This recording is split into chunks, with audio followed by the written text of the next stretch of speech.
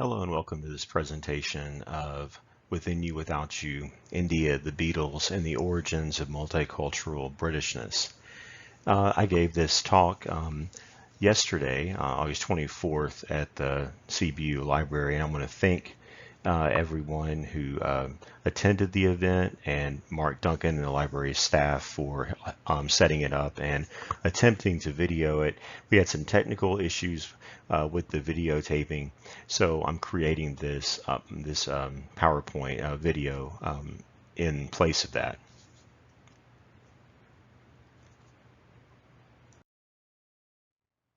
My paper today is part of a larger project called A Rock and Roll History of the UK, which follows the topics of sex, drugs, technology, education, equality, and Britishness from the 1950s to the 1990s.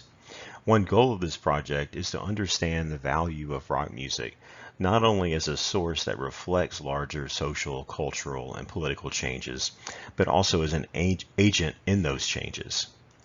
The Britishness or national identity part of this project includes the argument that 1960s to 1980s rock music played a significant role in shaping post-war British national identity by encouraging generations of Britons to imagine the attractiveness of a more open, inclusive, equitable, and innovative society.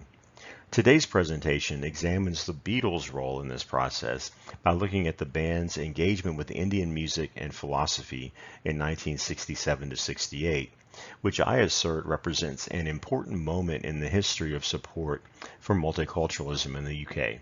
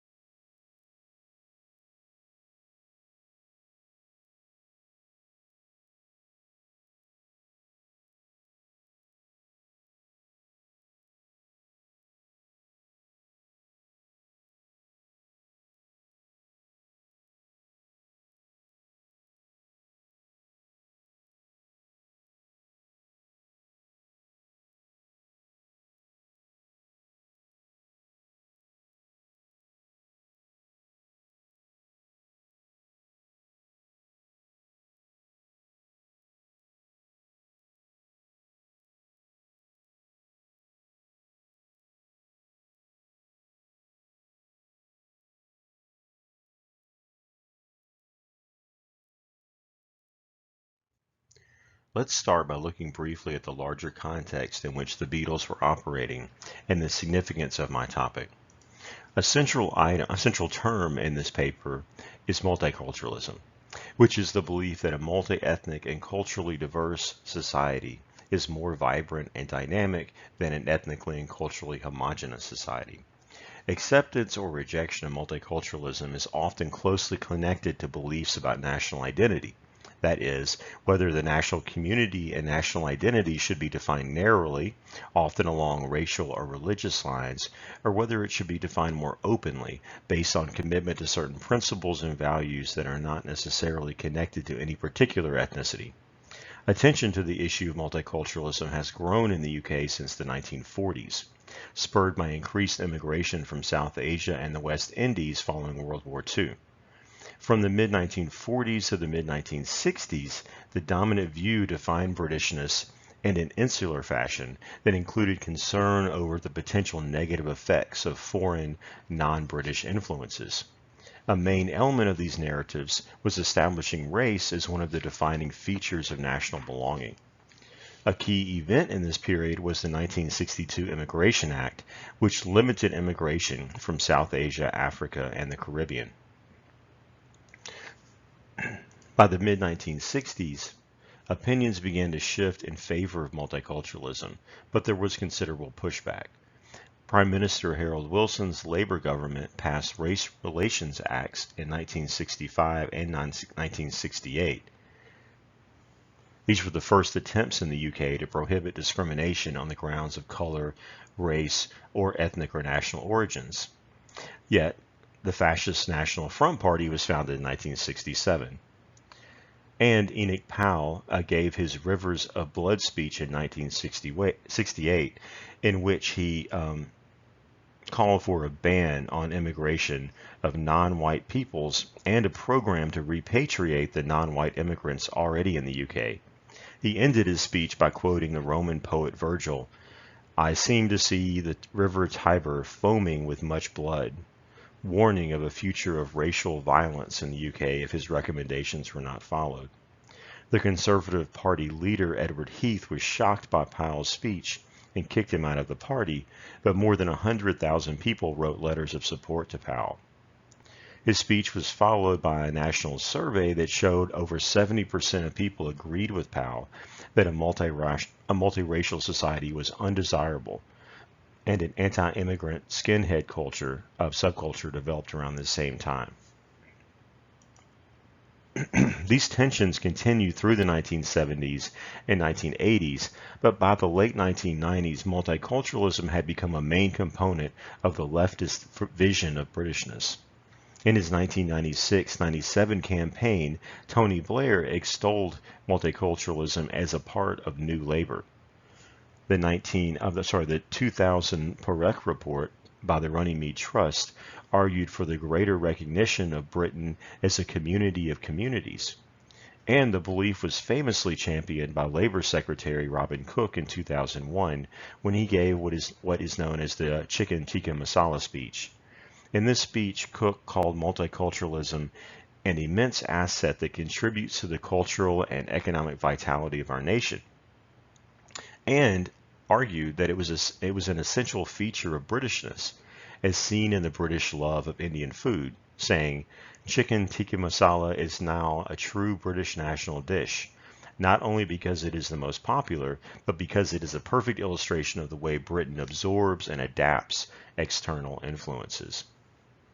So this brief overview suggests that the mid to late 60s was a crucial early moment in the history of support among left-leaning Britons for multiculturalism as an aspect of Britishness. It's not at all new to claim that the mid to late 1960s was an important period in this history, as it was a key period of change in almost all topics related to British culture, society, and politics. The more difficult thing is to fully understand how and why this change happened. So I'm taking a total history approach. I want to add rock music, particularly the Beatles' rock music, as an additional factor, one that reinforced, amplified, and encouraged the other economic and social changes underway at the time.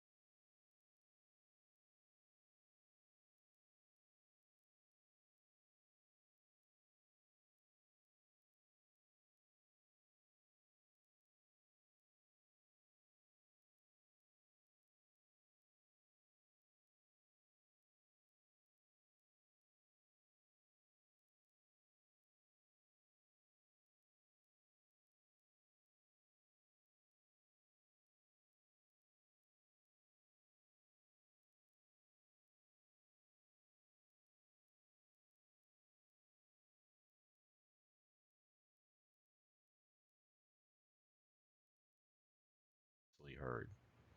With our love, we can save the world. Try to realize it's all within yourself. No one else can make you change. And to see you're really only very small, and life goes on within you and without you. When you've seen beyond yourself, then you may find peace of mind is waiting there, and the time will come when you see we're all one, and life flows on within you and without you. The song's call to look beyond yourself and the assertion that we're all one are connected to the positive outcomes of peace of mind and saving the world with love. It is a multiculturalism anthem. Furthermore, How Within You Without You is positioned with the other songs, among the other songs. It is bookended by the two nostalgic English songs, Mr. Kite and When I'm 64, means that it does not threaten or overwhelm the Englishness of the album as a whole. It enhances the album by making it more interesting and innovative. It provides more lyrical depth and more sonic breadth.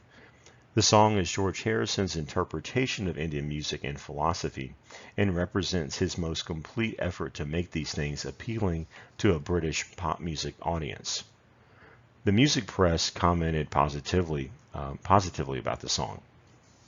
One reviewer wrote, George Harrison's Within You Without You is a beautifully successful and adventurous statement in song of a yoga truth. Another music writer noted the use of Indian instruments and musicians. The instrumental backing is of strongly Indian influence, featuring 3 tamboras, a dilruba, a tabla, a zither-like Indian table harp, 3 cellos, and 8 violins. George Harrison brought a bunch of Indian friends into the session to play the colorful assortment of instruments. And of course, George himself is featured as solo sitarist as well as tambura player. Yet note the use of colorful in the same line as Indian friends there. The Beatles' association with multiculturalism and calls for a more peaceful and loving society in the summer of 1967 was reinforced by the release of All You Need Is Love, almost exactly 1 month after the release of Sgt. Pepper's. The Beatles played All You Need Is Love on the first ever live international television event called Our World on June 25, 1967. Advanced advertising for the show showed each of the Beatles holding a sign with All You Need Is Love in a different European language. The Our World broadcast is believed to have had an audience of 400 to 700 million across 31 countries. Coming while Sgt. Pepper's was still the #1 selling album in the UK, it connected multiculturalism to the encouraging, positive message expressed in the song. Now let's turn to the Beatles' interaction with the Maharishi Mahesh Yogi and their trip to India, which was a cause célèbre. The Maharishi was the leader of an organization called the Spiritual Regeneration Movement, or SRM, and was now well known in the UK and the USA before he caught the attention of the Beatles. The band first met the Maharishi just 3 months after the release of Sgt. Pepper's. In August 1967, they attended a lecture he gave at the London Hilton Hotel, and then traveled to a retreat for his followers at the University of Bangor in Wales. In September 1967, John Lennon and George Harrison appeared on British television on the Frost program in front of a studio audience to discuss their interest in Hinduism and transcendental meditation. The program also featured a separate interview with Mahesh Yogi. In November 1967 interviews, George and John explained the positive benefits of transcendental meditation and how it fit nicely with an English mindset. John Lennon told a reporter, if just 1 in every 1,000 viewers who saw the Frost program was encouraged to look into transcendental meditation, then it was well worth doing. We want to get the message across to as many people as possible that meditation can help everyone, not just the special few or brainy people or cranks, but everyone. Lennon later told the reporter, meditation doesn't actually change you, make you different in any way. It's just something beneficial which you can add to yourself, add to your routine. When you add to your religion, you don't change your religion. Whatever you are, you carry on.